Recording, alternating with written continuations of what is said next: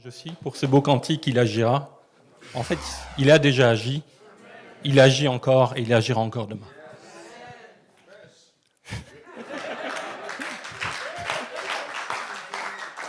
Donc je vais commencer mon témoignage par une question. Qui m'a déjà vu témoigner du haut de cette chaire? C'est vrai. Ça fait 10 ans que je suis ici, je n'ai jamais témoigné du haut de cette chaire. Tout simplement parce que, pour moi, le premier témoignage, c'est le témoignage au travers de notre vie, de nos actes. Mais ce n'est pas suffisant par moment. Par moment, il est important de partager avec vous, pour ceux peut-être qui me connaissent moins, qui ne savent pas quelle est ma vie, ce que je vis, ce que Dieu fait pour moi dans ma vie. C'est pour ça que j'ai voulu être ici aujourd'hui. Alors, comme ça fait longtemps que je devais témoigner et que je n'ai pas témoigné, je vais peut-être être un peu plus long. Je vais dépasser les 2 minutes autorisées. Moi, je pense que j'aurai droit à une dérogation. Donc pour ces témoignages, je suis venu avec 2 choses. Un petit aide-mémoire, parce que j'ai beaucoup de choses à dire. Et les détails sont par moments importants. Vous savez que je ne suis pas toujours très détaillé quand je parle. J'aime bien être synthétique. Mais je crois qu'aujourd'hui, c'est important de vous livrer un petit peu toutes les informations pour que vous compreniez mon témoignage, mais pour que vous puissiez en retirer quelque chose aussi. La deuxième chose avec laquelle je suis venu, c'est cette clé. C'est une clé de voiture, neuve. Je l'ai reçue le 16 janvier. Alors elle est neuve, c'est vrai. Physiquement, elle est neuve. Je l'ai reçue il n'y a pas longtemps. Mais en réalité, cette clé, elle a quasiment plus de 7 ans. 7 ans de ma vie et 7 ans de prière de l'Église aussi qui m'a accompagné dans cette démarche. Vous allez comprendre pourquoi. Donc j'ai commencé à travailler, un petit historique rapide pour que vous compreniez. J'ai commencé à travailler en 2002 en Belgique. Alors en commençant à travailler, j'aurais pu, comme certains font, bénéficier du réseau professionnel de mon père pour essayer de trouver rapidement mon travail. Mais plutôt que de faire ça, j'ai choisi de commencer, on va dire, sans bénéficier de cette aide, au bas de l'échelle. Donc j'ai postulé, j'ai été engagé auprès d'un employeur qui m'a engagé, enfin qui avait comme politique d'engagement de prendre tout le monde au même niveau. Que vous n'ayez pas de bac, que vous ayez un bac, que vous soyez docteur en métaphysique, peu importe, tout le monde au même niveau, vous commencez. Donc c'était peut-être une erreur d'orgueil, je veux dire, après coup, puisque je voulais me prouver à moi-même que je pouvais le faire, alors que j'aurais pu compter sur les autres. Mais c'était aussi une expérience très intéressante et enrichissante. Donc j'ai travaillé chez eux pendant 4 ans, et puis en 2006, je suis arrivé ici au Luxembourg. Même type de travail, mais pour un nouvel employeur. Donc j'ai fait mes preuves pendant 4 ans. Et en 2010, j'ai eu l'opportunité, auprès du même employeur au Luxembourg, d'intégrer une équipe de projet. Donc pour moi, c'était une nouvelle opportunité, une nouvelle chance. Donc ils m'ont pris dans cette équipe, après avoir passé 2 entretiens, mais avec les mêmes conditions, d'engagement que celles qu'ils m'avaient faites quand j'étais dans les équipes plus administratives, alors que j'ai intégré une équipe de projet. Même si ce n'est pas grave, c'est une bonne expérience. J'ai commencé à gérer des projets, gérer des gens. J'étais, on va dire, un simple employé en termes de statut, mais j'ai commencé à avoir des réunions avec des responsables d'équipe, des responsables de département. Et donc, lors de la première évaluation, mon responsable m'a dit « Ok, Stéphane, tu es maintenant dans une équipe projet. Normalement, cette position te donne droit à d'autres avantages. Donc, je vais essayer de faire quelque chose pour toi, pour ton statut. » Mais il m'a dit ça et c'est resté lettre morte. Rien ne s'est passé. Ce n'est pas grave, moi je m'y retrouvais aussi, c'était une nouvelle opportunité, une nouvelle chance, je rencontrais beaucoup de gens, je commençais à avoir de plus en plus de contacts dans la banque, avec de plus en plus de responsables, donc ça m'ouvrait les portes. Donc les mois passaient, toujours rien, pas d'évolution. Mais c'est pas grave, je continue à délivrer, je garde ma bonne humeur, mon dynamisme, je passe à ce moment des soirées, je passe par moments des nuits à travailler, des week-ends aussi, j'avais le laptop à la maison, je travaillais, pour essayer de faire avancer les projets sur lesquels je devais avancer. Il m'est arrivé plusieurs fois de mettre de côté un peu ma vie de famille. Il y a un été, je me souviens, j'étais avec une collègue, on travaillait sur un projet spécial. C'était un projet qui était attendu par le comité de direction. Tout un été, on avait le rythme, on arrivait à 9h du matin au travail, la journée on a passé à travailler, et on finissait nos journées vers 3 à 4h du matin. On rentre à la maison et le lendemain, c'était 9h du matin, rebelote. À tel point qu'on voyait à ce moment, du haut de la tour où je suis, on voyait commencer la Schuerfor on entendait les cris des gens, et puis on entendait que ça se finissait, on était toujours au travail en train de travailler. J'ai eu aussi, Magali peut en témoigner, un été où on était parti en vacances, on était parti dans une autre zone géographique, et donc quand Magali et les filles ont été dormir, j'étais avec mon laptop à la réception de l'hôtel, en train de travailler, attendre que Luxembourg se réveille pour valider une note pour le comité de direction. Et malgré tout ça, toujours le même statut, simple employé, avec un contrat de 40 heures semaine, maximum 48 heures, tout ce qui était en plus. Merci Stéphane, tu es très gentil, mais on va en rester là. Donc ça a des semaines, des mois, des années. Et pendant ces années, comme je le disais, je commence à connaître de plus en plus de monde. Pendant 4 ans, entre 2010 et 2014, mon réseau s'étendait dans la banque. Puis en 2014, un nouveau responsable arrive pour le département. Il a environ mon âge, et très vite, le courant passe assez facilement entre nous, que ce soit à titre privé ou professionnel. Ce qui m'ouvre des nouvelles portes, car à chaque fois qu'il avait un projet spécial sur lequel il devait travailler, il venait me voir pour qu'on travaille ensemble. Donc on a fait ensemble des analyses pour des acquisitions d'autres banques, on faisait des analyses ensemble, on regardait, on donnait une recommandation au comité de direction. On a mis aussi ensemble en place des comités spéciaux. Je me suis retrouvé grâce à ça autour d'une table avec 5-6 membres du comité de direction et moi, petit employé, qui devait encore pointer chaque fois que je rentrais à la banque, et chaque fois que je sortais, je repointais aussi. Mais malgré tout, je continuais à délivrer, et d'année en année, je remontais ma volonté de voir ma situation évoluer, voir mon statut évoluer. Et ce n'est qu'en septembre 2017 qu'il m'a dit « Stéphane, je t'ai entendu, je vais présenter ton dossier au comité de direction ».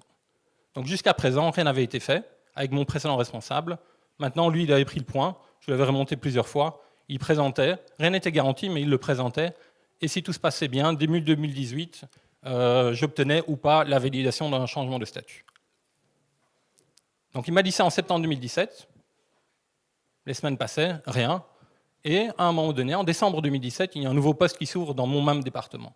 Un nouveau poste qui me donnait droit à ce à quoi je pouvais prétendre.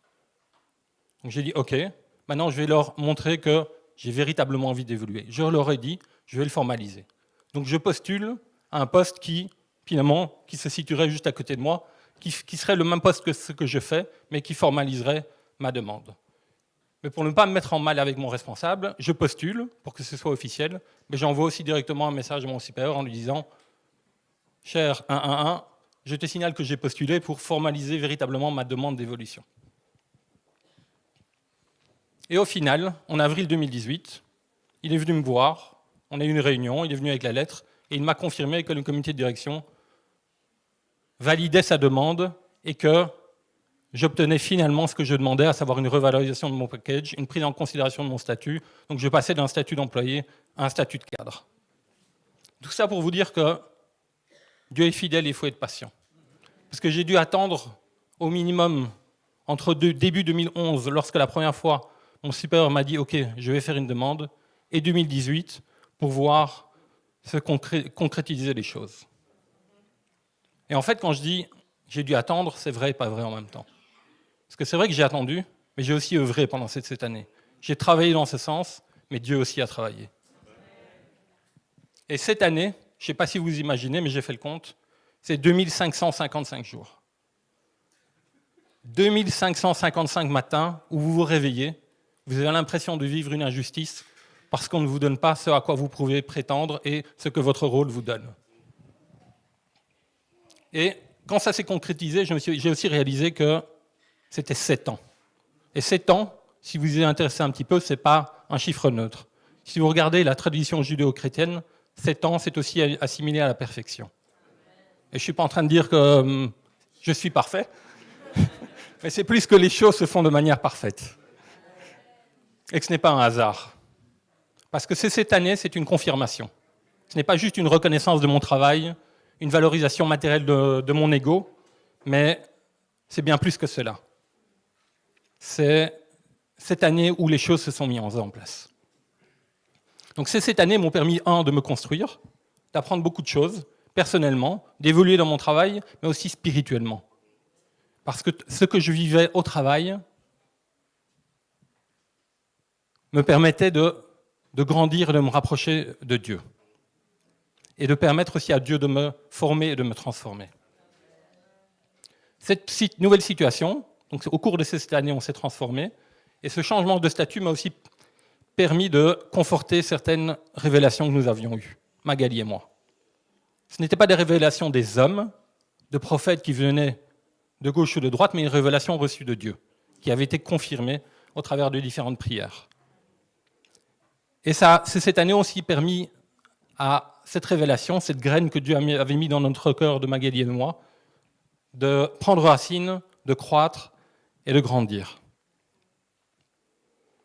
Et de confirmer les choix que Dieu nous avait révélés. Donc ça nous a permis aussi d'enlever certains freins, certaines peurs. La peur de se dire, tiens, du jour au lendemain, on se jette dans le vide. De quel vide je parle? Simplement de se lancer dans l'entrepreneuriat. Parce qu'il faut se dire que se lancer dans l'entrepreneuriat, c'est un choix qui n'est pas facile quand vous êtes déjà employé. Pourquoi? Parce que vous avez un certain confort. Magali travaille dans les institutions financières, elle avait un salaire chaque mois, une situation confortable. Du jour au lendemain, on se dit, OK, on arrête cette situation. À partir de cette date-là, Magali, tu as un revenu de 0 € par mois. 0 €, sans chômage, sans indemnité de départ. Mais grâce à ça, on pouvait vivre aussi les enseignements de Dieu, comprendre ce que veut dire « tu gagneras ton salaire à la sueur de ton front ». Et cette situation, ce changement, cette clé que vous avez vue, me permet aussi de vivre autre chose. Je l'ai réalisé il n'y a pas longtemps, c'était il y a deux week-ends, je pense, Pasteur, où Pasteur m'a envoyé un message en me disant « Tiens, on fait une conférence à Bruxelles, est-ce que vous pouvez me fournir ce matériel-là » Et à ce moment-là, j'ai eu la révélation, je me suis dit « Avec cette voiture, je peux facilement faire l'aller-retour vers Bruxelles pour soutenir le pasteur dans sa démarche et encourager tous les séminaires qu'il donne pour les couples. » Alors oui, cette année, pour attendre quelque chose, ça peut paraître long. Et beaucoup auraient pu se dire, comme moi je l'ai fait à un moment donné, autant chercher ailleurs, si je change de travail, j'aurai plus facilement une augmentation, une nouvelle voiture ou que sais-je.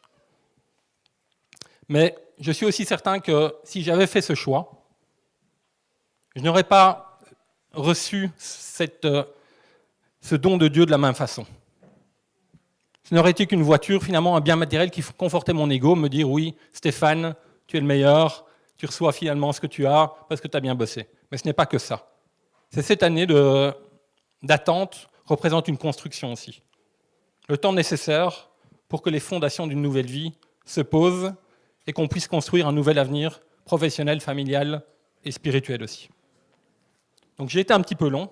Par rapport à tout ça, comme je vous l'ai dit, je vous ai partagé mon expérience, mais en mettant ça sur papier, j'ai eu aussi des éléments clés qui sont sortis. Je me suis dit, qu'est-ce que je peux partager avec vous, outre ma situation personnelle, et comment est-ce que ça peut aussi s'appliquer à votre vie. Donc j'ai 7 points aussi, c'est le hasard. Et ça va être assez rapide. Le premier point que je voudrais que vous reteniez, c'est la prière. La prière est une des clés. Pourquoi? Parce qu'il faut mettre nos demandes en prière, pas ici uniquement dans le coin de notre chambre, mais aussi n'hésitez pas à apporter ce sujet dans les réunions de prière qui se tiennent ici à l'église. Outre la prière, le deuxième élément, c'est la patience. Il faut rester fidèle à Dieu et être patient, même si ça dure des années, comme j'ai pu l'expérimenter. Le troisième élément, c'est qu'il faut savoir garder le cap. Vous avez une direction, un objectif, restez focalisé sur votre objectif. Ne vous détournez pas de votre objectif. Malgré les vents, malgré les embûches, continuez à avancer vers votre objectif. Le quatrième élément, c'est la cohérence. Il faut rester cohérent par rapport à nos demandes. Il ne faut pas un jour demander ceci, un autre jour demander autre chose. Sinon, vous-même, vous ne savez pas ce que vous voulez. Et imaginez, en tant qu'enfant, vous allez voir vos parents et vous dire « je voudrais ceci, puis cela ». Les parents disent « tu ne sais pas ce que tu veux, dégage ». Bon. Le cinquième point, c'est l'action. Pourquoi? Parce qu'il faut agir dans le même sens que nos prières. Ce n'est pas tout de prier. C'est important de prier, c'est crucial de prier, mais il faut aussi agir. Ne faites pas que prier et attendre que Dieu vous donne. Agissez pour recevoir aussi. Le 6e point, et l'avant-dernier, c'est l'abondance que je voulais partager avec vous. Parce que cette expérience m'a aussi permis de réaliser que quand Dieu ouvre les portes, il donne beaucoup plus, il débloque beaucoup plus que ce que vous demandez. J'avais demandé une voiture, Dieu nous a donné une voiture, plus un avenir professionnel et familial. Et le dernier point, c'est la renaissance dans la maturité. Pourquoi ? Parce qu'il ne faut pas croire que quand les choses se réalisent, quand Dieu vous donne, ça s'arrête et vous avez tout accompli. Au contraire, ce n'est que le début d'une nouvelle vie. Donc ça sont les 7 éléments que je voulais partager avec vous. La dernière chose que je voulais aussi porter à votre attention, c'est que chaque réalisation que vous obtenez, chaque chose que vous recevez, n'est pas simplement le fruit de votre travail, de vos actes. Elle est l'œuvre du Seigneur, de Dieu, mais aussi du support de nos proches. Donc pour ça, je voudrais dire merci à Magali.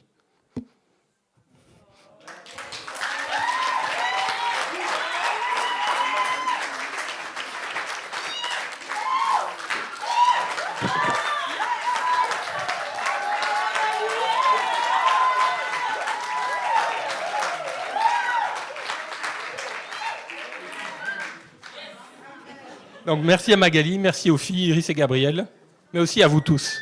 Parce que je sais que c'est des blocages, cette nouvelle situation, c'est aussi grâce à vos prières.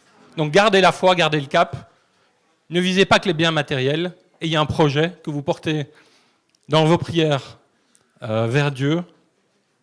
Remettez-le évidemment entre les mains de Dieu et faites votre part et attendez-vous à recevoir de grandes choses. Merci beaucoup. Amen. Merci.